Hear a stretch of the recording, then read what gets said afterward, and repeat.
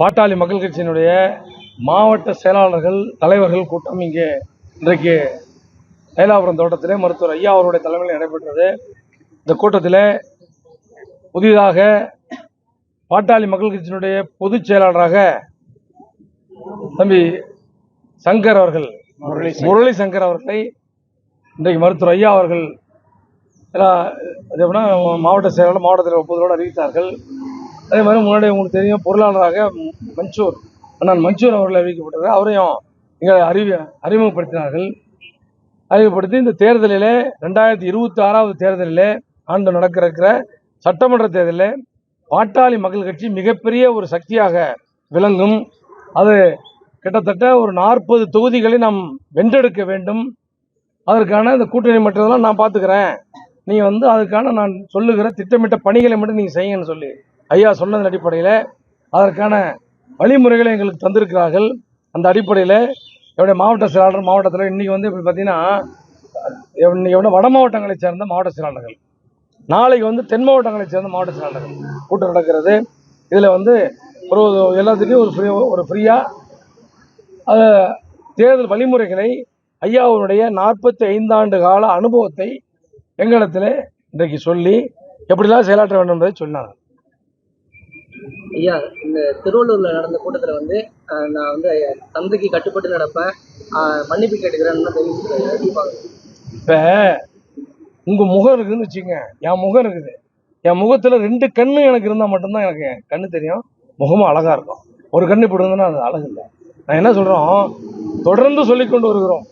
2 கண்ணு, ஐயா ஒரு கண்ணு, சின்னையா ஒரு கண்ணு, இந்த 2 கண்ணு ஒன்றா இருக்கிறது எங்களை விட பெருமை. எப்படின்னா இது மாதிரி ஒரு செய்தி அங்கே பேசுன மாதிரி நேரடியாக ஐயாவை பார்த்து எல்லாம் ஒன்று சேர்ந்துட்டாங்களா, அதை விட தேன் பாயுது காதிலேன்னு சொல்லிட்டு பாரதியார் பாடினாரு.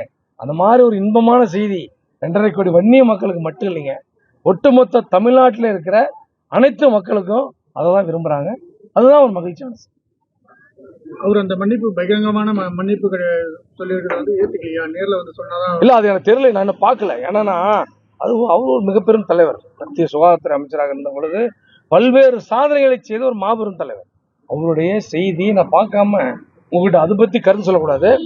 அந்த மாதிரி ஒரு நிலை ஏற்பட்டு இருவரும் இணைந்து இங்கே தேட்டத்தில் சின்னையாவும் ஐயாவும் ஒரு ஒன்றா இருக்க மாதிரி ஃபோட்டோ வந்தால் அதை விட எங்களுக்கு என்னங்க, இந்த அருணாச்சலேஸ்வரர் புண்ணியத்தில் அது மாதிரி நடந்துட்டா நாங்களாம் அடைகிற மகிழ்ச்சிக்கு அளவே இல்லை. ஐயா, ஏற்கனவே செயல் தலைவராக செயல்படுவேன் என்று சொன்னா நான் அதை ஏற்றுக்கிறேன் அப்படின்னு அவரெல்லாம் இதுவரை செயல் தலைவராக செயல்படுவேன்ற அறிவிப்பு எதுவுமே வெளியிடல. பாப்பா, நான் என்ன செய்தி பார்க்கல, பார்த்து உள்ள இருந்தோம், அதான் வெளியில வந்திருக்கிறோம்.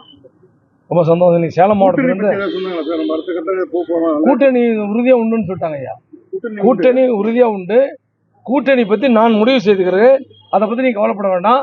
40 தொகுதிகளிலே பாட்டாளி மக்கள் கட்சி வெல்லும் வகையிலே ஒரு வலிமையான ஒரு கூட்டணி அமைப்போம் என்று சொல்லி 40 சீட்டு கேட்குறீங்க பாமக. அது ஐயா தான் சொல்லுவாங்க.